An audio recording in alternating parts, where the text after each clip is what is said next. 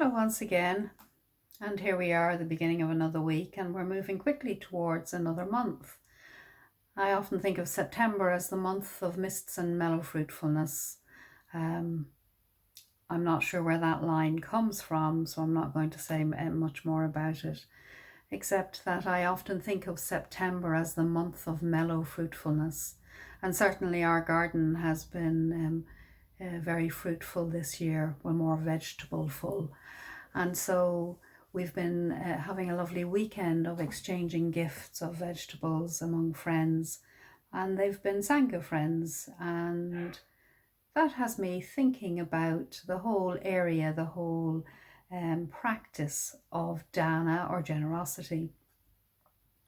Sangharakshita has talked about dana, generosity, and he has actually said that the spiritual community is characterized by this practice, by the constant exchange of presents, of gifts.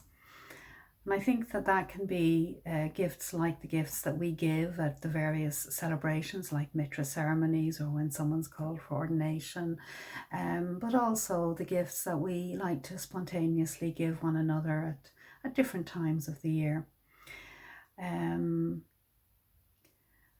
And giving in that way is actually a form of communication as well. It's like a communication from the heart, where we're spontaneously giving to somebody because we're wanting to.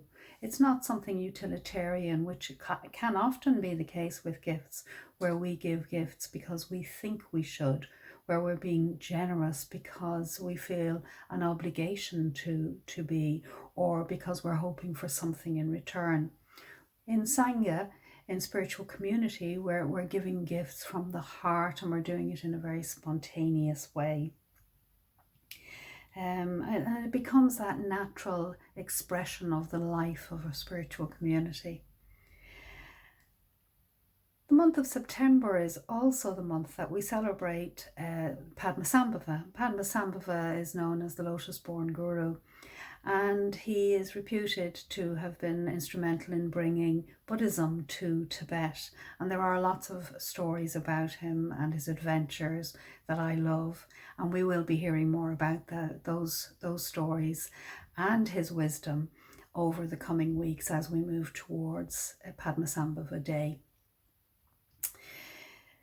But I came across a quotation from him on the whole area of generosity, and I liked it, and I've been reflecting on it, so I'd like to share it with you, so forgive me while I read it. To be generous doesn't merely mean to give with bias and partiality. It means to be profoundly free from attachment to anything whatsoever. So it means to be profoundly free from attachment to anything whatsoever. Reminds me of a story of somebody that I read about once. It was a person who'd been diagnosed with cancer, and they had decided as part of their journey that they would give gifts to people. But what they actually did was they gave gifts of things that they didn't really want to part with. So the things that I suppose there was an element of grasping to, or a resistance to give away.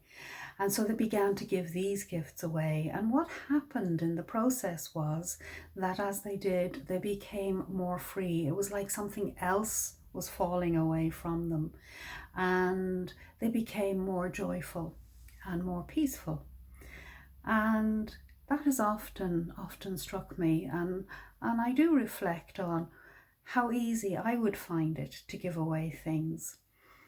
And I know that when it comes to books, I would find it very, very difficult. So perhaps that's going to be an area that I will work with. So maybe you could this week reflect on how you practice generosity, and do you find it easy just to give of yourself? And with that thought, I'll leave you until next week.